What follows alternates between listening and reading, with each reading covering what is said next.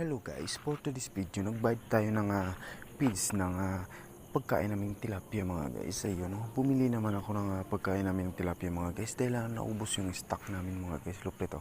Ayun, kasalukuyan akong nagbabayad mga guys. Look na ito mga guys. Ayun, ito talaga yung sekretong malapit ko mga guys. Kailangan natin mag-business mga guys dahil walang umaasenso sa pagtatrabaho. Kailangan natin mag-business. Ayun.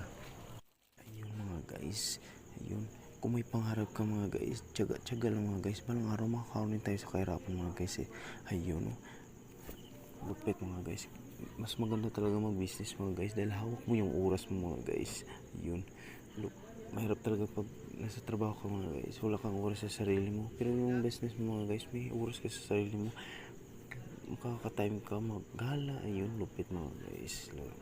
Yun ayun, natanggap na ni Manong Cashier yung ating binahid na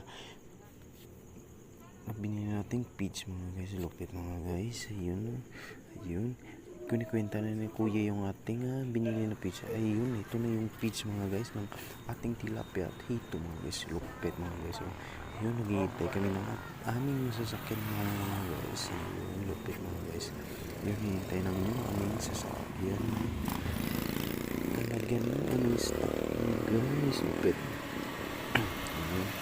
So kasi na po yung binubuhat ko yung pinili peach mga guys. Ayun, lupit mga guys. Sobrang lakas ng trabaho kuya mga guys. Lupit, sobrang lakas talaga ng mga tao dito sa peach mga guys. Lupit mga guys. Ayun, maraming salamat sa inyong support mga guys. Ayun, ingat kayo palagi mga guys. Ayun, kung may pangarap kayo, push yun mga guys. Huwag kayong susuko dahil habang may buhay may pag-asa mga guys. Maraming salamat sa inyong support mga guys. Ayun, ingat kayo, please like and share mga guys. Lupet mga guys. Ayun, salamat po sa inyong support. Ayun, thank you.